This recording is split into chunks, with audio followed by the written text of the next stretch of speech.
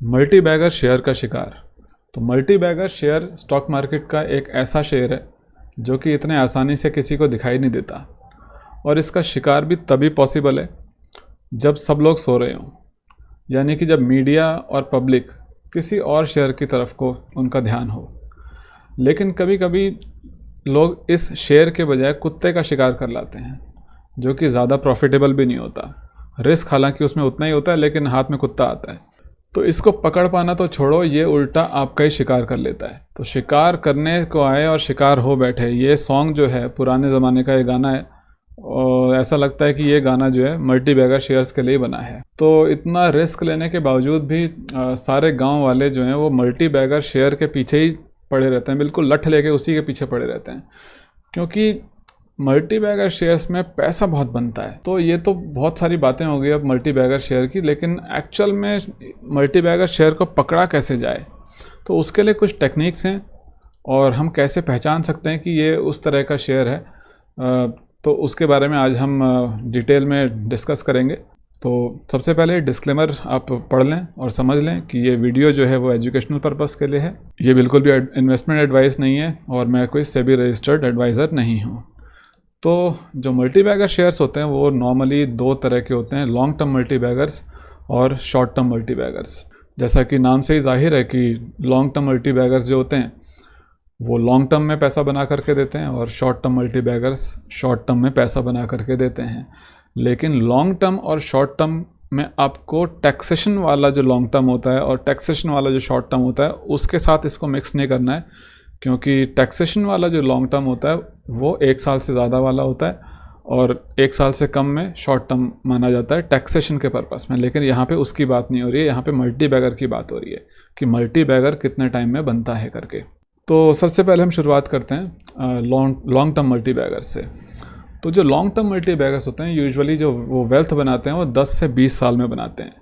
अब आप कहेंगे यार 10 से 20 साल में मल्टी बैगर बनेगा तो क्या मल्टी बैगर बना, उसमें क्या मज़ा आएगा, मतलब आज की तारीख में जो 30 साल का है वो 50 साल का हो चुका होगा। तो लोग यूजुअली ये जो टाइम फैक्टर होता है इसमें कि यार बहुत टाइम लग रहा है इसको तो बनने में, उसकी वजह से थोड़ा सा डिस्करेज हो जाते हैं लोग। लेकिन यहाँ पे अच्छी बात ये होती है कि इसमें रिस्क कम होता है। इसको पहचाने कैसे, तो जो लॉन्ग टर्म मल्टी बैगर्स होते हैं उनका जो बिजनेस मॉडल होता है वो स्ट्रॉन्ग और एवरग्रीन होता है। अब इसमें स्ट्रॉन्ग बिजनेस मॉडल क्या होता है और एवरग्रीन क्या होता है।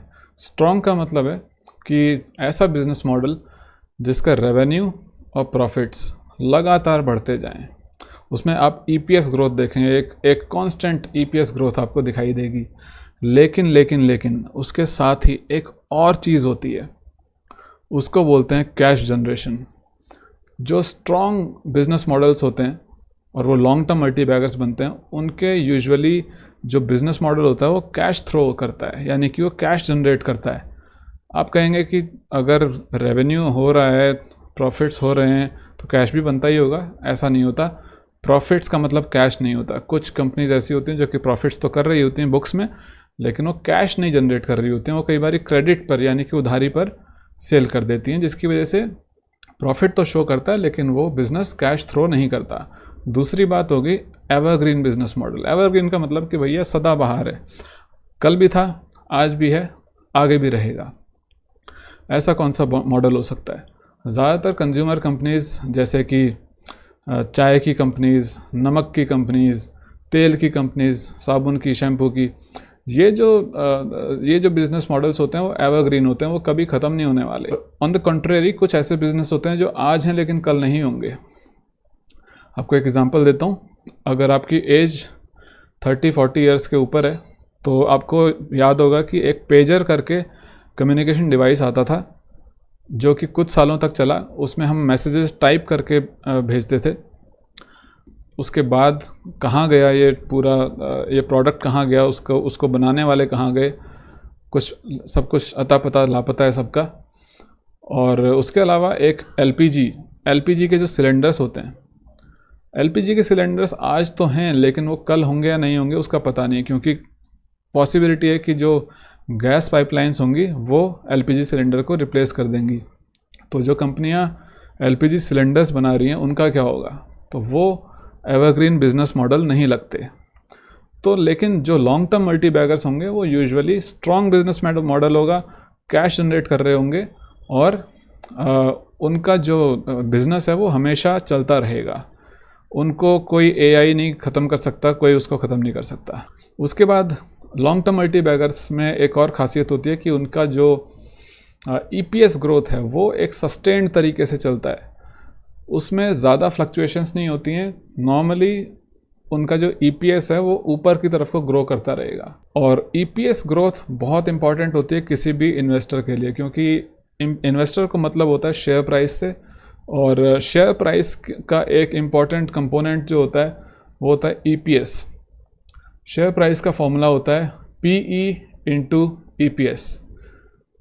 तो अगर ईपीएस में ग्रोथ आएगी, अगर ईपीएस का नंबर जितना बड़ा होता जाएगा शेयर प्राइस उतना बढ़ता जाएगा। इसलिए सस्टेन्ड ईपीएस ग्रोथ लगातार साल दर साल बहुत ज़रूरी है ताकि वो लॉन्ग टर्म में मल्टी बैगर बने।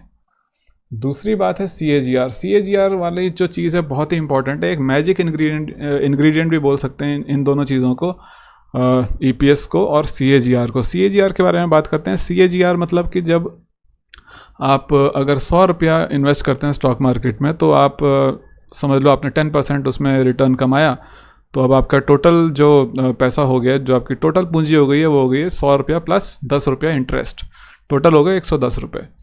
तो जब 110 रुपये पे आप फिर से 10% का इंटरेस्ट आपको मिलेगा, तो वो उस इंटरेस्ट पर पहले वक्त जो 10 रुपये हैं उस पर भी इंटरेस्ट मिलेगा, और जो ओरिजिनल आपकी जो कैपिटल है उस पर भी आपको इंटरेस्ट मिलेगा। अगला टॉपिक है स्केलेबिलिटी। स्केलेबिलिटी बहुत इंपॉर्टेंट है लॉन्ग टर्म मल्टी बैगर्स के लिए। स्केलेबिलिटी का क्या मतलब है? स्केलेबिलिटी मतलब आप मान लीजिए कि एक पेंसिल बनाने की फैक्ट्री है और एक दिन में वो टोटल 100 पेंसिल्स का प्रोडक्शन कर सकती है, इतनी उसकी टोटल कैपेसिटी है। लेकिन वो ऑलरेडी 90 पेंसिल्स बना रही है एक दिन में, और मैक्सिमम कैपेसिटी उसकी 100 पेंसिल्स की है। तो क्या वो 110, 120, 150 पेंसिल्स बना पाएगी एक दिन में? नहीं बना पाएगी।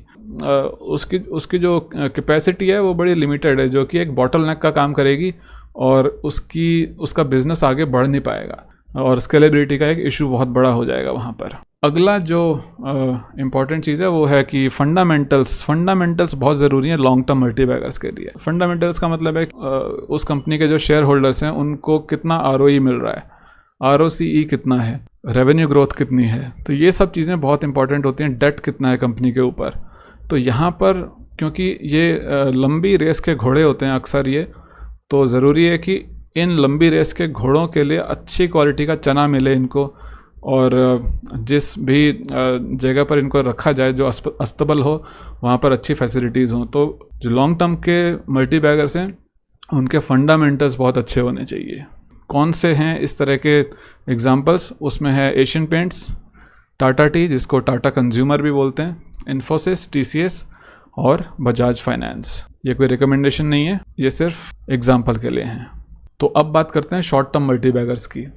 हर किसी को अपना पैसा शॉर्ट टर्म में मल्टीप्लाई करना है, लॉन्ग टर्म की तो कोई सोचता ही नहीं है। लेकिन शॉर्ट टर्म में पैसा मल्टीप्लाई किया कैसे जाए, ये बड़ा रिस्की काम होता है। और लेकिन फिर भी उसके बावजूद भी टेक्निक्स होती हैं जिससे कि आप शॉर्ट टर्म में अपने पैसे को बहुत ज़्यादा मल्टीप्लाई कर सकते हैं, और लोग करते भी हैं। शॉर्ट टर्म के जो मल्टी बैगर्स होते हैं यूजुअली उनका जो बिज़नेस मॉडल है, जैसा कि मैंने बोला था लॉन्ग टर्म मल्टी बैगर्स में कि उनका बिज़नेस मॉडल स्ट्रॉन्ग और एवरग्रीन होना चाहिए।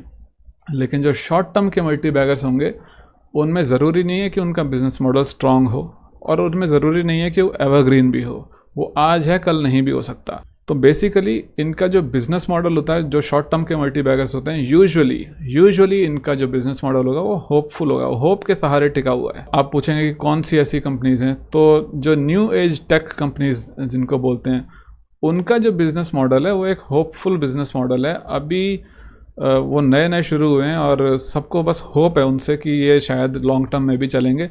अब देखते हैं कि वो कितना चलेंगे। न्यू एज टेक कंपनीज़ क्या होती हैं उसको आप गूगल कर सकते हैं। अगली चीज़ है कि शॉर्ट टर्म मल्टी बैगर्स कितने टाइम में पैसा बनाते हैं। तो 1 से 5 साल के अंदर यूजुअली आपके पैसे को कई गुना कर देते हैं। जब भी कोई आपसे बोले कि मैंने अपने इन्वेस्टमेंट पर मल्टी बैगर रिटर्न्स पाए, तो आप उससे ज़रूर पूछना मल्टी बैगर रिटर्न्स तो पाए लेकिन कितने टाइम में पाए, कि आपने 1 साल में मल्टी बैगर रिटर्न्स पाए या 5 साल में पाए या 15 साल में या 20 साल में, 30 साल में, कितने टाइम में। और मैंने कई ऐसी कंपनीज भी देखी जो 1 साल के अंदर ही उन्होंने 10-10 गुना यानी कि 10 बैगर रिटर्न्स दिए हैं। जो शॉर्ट टर्म मल्टी बैगर्स होते हैं यूजुअली इनकी जो EPS ग्रोथ होती है वो तो इम्पॉर्टेंट होती है, लेकिन PE एक्सपेंशन यहाँ पर बहुत ही मेन रोल अदा करता है। जैसे ही PE एक्सपैंड होता है, PE एक्सपैंड होने के लिए ज़रूरी है कि उसका PE सबसे पहले तो लो हो, यानी कि जब आप उसको हंट करेंगे, जब आप शिकार पे निकलेंगे उस शॉर्ट टर्म मल्टी बैगर के, तो उस टाइम पर उसका PE कम होना चाहिए और एक्सपेंशन के लिए एक रूम होना चाहिए ताकि वो मल्टी बैगर रिटर्न्स दे पाए जब उसका PE एक्सपेंशन हो। तो यहाँ पे असल में 2 चीज़ें काम करेंगी, EPS ग्रोथ और PE। अगर PE ऑलरेडी एक्सपेंडेड है तो यहाँ पे पूरा का पूरा दारोमदार EPS के ऊपर आ जाएगा, लेकिन आपको क्योंकि शॉर्ट टर्म में पैसा बनाना है तो उसके लिए दोनों जगह पर रूम होना चाहिए, PE में भी होना चाहिए और EPS में भी होना चाहिए। अगली चीज़ है कि फंडामेंटल्स जो होते हैं शॉर्ट टर्म मल्टी बैगर्स के, वो मैं ये नहीं कहता कि वो इम्पॉर्टेंट नहीं होते, लेकिन वो कम इम्पॉर्टेंट होते हैं। फंडामेंटल्स यहाँ पर असली रोल प्ले नहीं करते हैं, यहाँ पर होप्स और सेंटिमेंट्स वो असली रोल अदा करते हैं शॉर्ट टर्म मल्टी बैगर्स में। एग्जांपल्स के लिए बहुत सारी ऐसी स्मॉल कैप कंपनीज़ हैं, क्योंकि ये स्मॉल कैप कंपनीज़ होती हैं इसलिए मैं इनके नाम नहीं ले सकता, लेकिन ऐसे बहुत सी ऐसी कंपनीज़ हैं जिन्होंने मल्टी बैगर रिटर्न्स दिए हैं, 1-1 साल में वो 10-10 गुना कर देती हैं। अब बात करते हैं हम टेक्निक की कि कैसे हम इस शेयर का शिकार करें, किस एंगल पे हम उस बंदूक की नाल को करें कि गोली सीधा शेयर की छाती पे जाके लगे। तो सबसे पहले हम बात करें कि टेक्निक क्या है लॉन्ग टर्म मल्टी बैगर्स की। सबसे पहली टेक्निक है, असल में इसकी 2 ही टेक्निक्स होती हैं। पहली है कि बाय व्हाट यू सी, आपको जो चीज़ दिख रही है उसके बारे में रिसर्च कीजिए और आपको सही लगता है तो उसको बाय कीजिए। जैसे कि साबुन, शैम्पू, केबल वायर्स या फिर पेंट। अगर आपके घर में कोई एक पर्टिकुलर कंपनी का पेंट किया जा रहा है, आप उसके बारे में रिसर्च कर सकते हैं कि वो पेंट कंपनी कैसा काम कर रही है, उसकी आप बैलेंस शीट चेक कर सकते हैं, profit and loss account check कर सकते हैं। अगर कोई तेल या शैम्पू वाली या फिर साबुन वाली कोई कंपनी है, आप उसके बारे में रिसर्च कर सकते हैं। मैं आपको एग्जांपल देता हूँ, अपना रियल लाइफ एग्जांपल देता हूँ आपको। कुछ साल पहले मैंने अपना घर बनाया था और उस घर में जब वायर्स आई तो वो वायर्स थी पॉलीकैब कंपनी की। तो मैंने उसके बारे में थोड़ी सी रिसर्च करी और मेरे को वो कंपनी ठीक ठाक लगी। वो जो दौर था वो था करीब 2020 का, यानी कोविड के कुछ टाइम के बाद का, लॉकडाउन के। अब आप देख सकते हैं कि ये जो कंपनी है पॉलीकैब का, ये चार्ट है, आप देख सकते हो यहाँ पर कि प्राइस कितने पे है। ये करीब 1000 से नीचे है, 800-900 के आसपास इसका प्राइस था और ये वहाँ से बढ़ते बढ़ते बढ़ते बढ़ते आप देख सकते हैं कि ये करीब 7000 के ऊपर पहुँच गया इसका प्राइस। तो यानी कि यहाँ पर 7 गुने से भी ज़्यादा का रिटर्न यहाँ पर पॉसिबल था। ऐसी चीज़ें जो कि आपके सामने हैं उनके बारे में थोड़ी सी रिसर्च कर लेंगे तो हो सकता है कि एक पोटेंशियल मल्टी बैगर आपके सामने ही हो और आपको वो अमीर बना दे। तो दूसरा एक तरीका है, उसको बोलते हैं स्क्रीनर टूल। आप इस स्क्रीनर टूल का इस्तेमाल कर सकते हैं और स्क्रीनर टूल के लिए बहुत सारी वेबसाइट्स हैं। मैं यूजुअली screener.in का इस्तेमाल करता हूँ, ये बड़ी सिंपल सी वेबसाइट है। और दूसरा है टिकर टेप। दोनों ही वेबसाइट्स जो हैं एक बढ़िया सा स्क्रीनर टूल प्रोवाइड करती हैं और यूजुअली फ्री होता है। तो फ़िलहाल तो फ्री है, आप इसको यूज़ कर सकते हैं। कैसे यूज़ करना होता है, screener.in पे जाइए आप और वहाँ पर आप अपना क्राइटेरिया लिख सकते हैं कि आपको किस तरह की कंपनी पसंद है, किस तरह की कंपनी आप देखना चाहते हैं। जैसे कि मैंने इसमें एक सैंपल डाला हुआ है कि ऐसी कंपनी निकाल के लाओ जिसकी मार्केट कैप 10,000 करोड़ से ज़्यादा की हो, सेल्स ग्रोथ 3 साल की एवरेज 18% से ज़्यादा हो, रिटर्न ऑन इक्विटी 18 से ऊपर हो, रिटर्न ऑन कैपिटल एम्प्लॉयड 18 से ऊपर हो। जब इसको हम रन करते हैं तो कुछ इस तरह की कंपनीज़ हमारे सामने आती हैं जो कि ब्लू चिप कंपनीज़ हैं, क्योंकि ऑब्वियसली मैंने यहाँ पर 10,000 करोड़ से ऊपर की मार्केट कैप मेंशन करी थी। तो यहाँ पर ऑब्वियसली ब्लू चिप कंपनीज आती हैं जैसे कि Tata Motors, Maruti Suzuki, Titan, Adani, Nestle, Polycab, Dixon technology.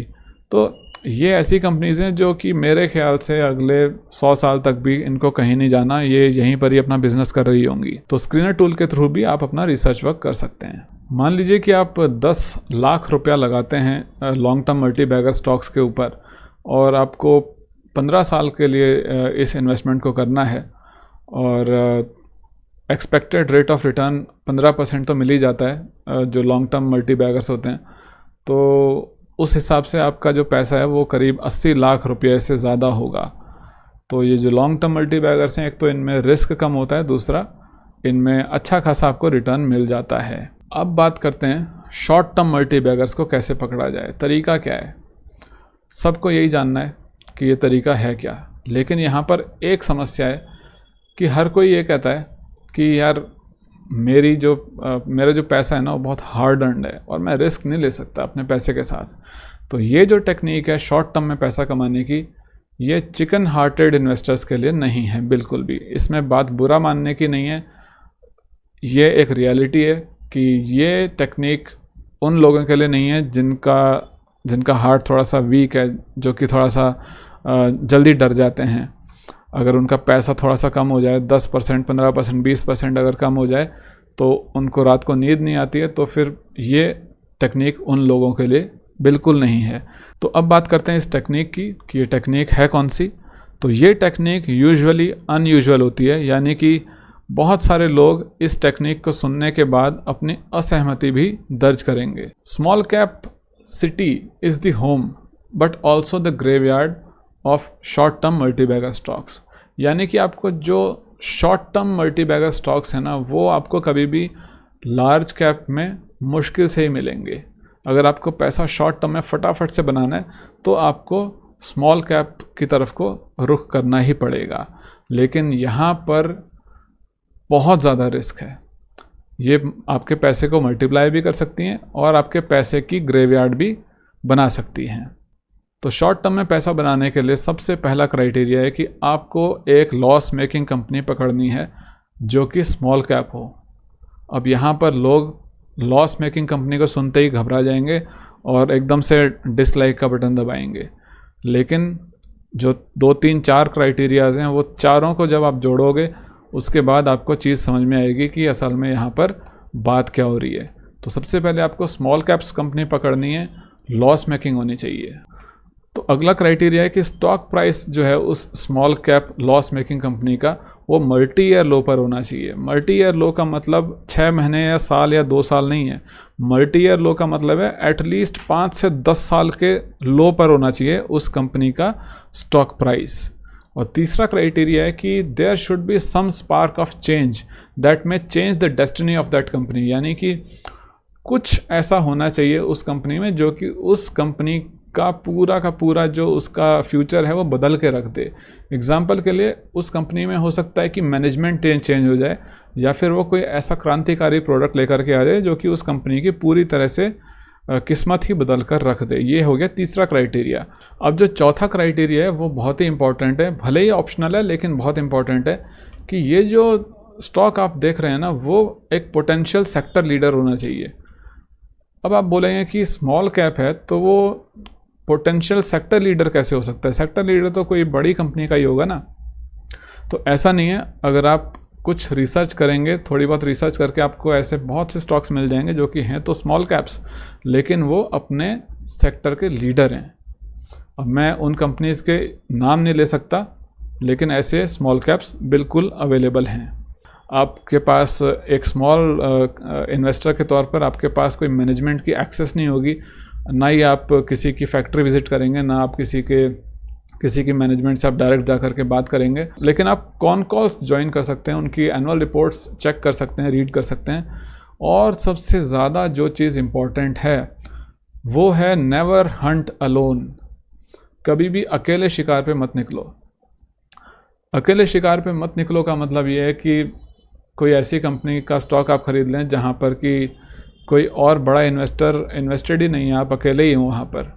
तो इस तरह की गलती एक स्मॉल रिटेल इन्वेस्टर के तौर पर आपको नहीं करनी है। हमेशा देख लो कि कोई ना कोई बड़ा दिग्गज आपके साथ पहले से ही वहाँ पर इन्वेस्टेड हो, तो आप उसके पीछे पीछे आप चल पड़ें, तो पॉसिबिलिटी है कि आप पैसा बना पाएंगे। और this technique can make 10 bagger in 1 year, but also it can erode your capital and should be applied by experts after spending at least 10 years in small cap segment। मतलब कि ये जो टेक्निक है वो 10 बैगर एक साल में ही बना सकती है, लेकिन आपकी पूरी पूंजी को ख़त्म कर सकती है।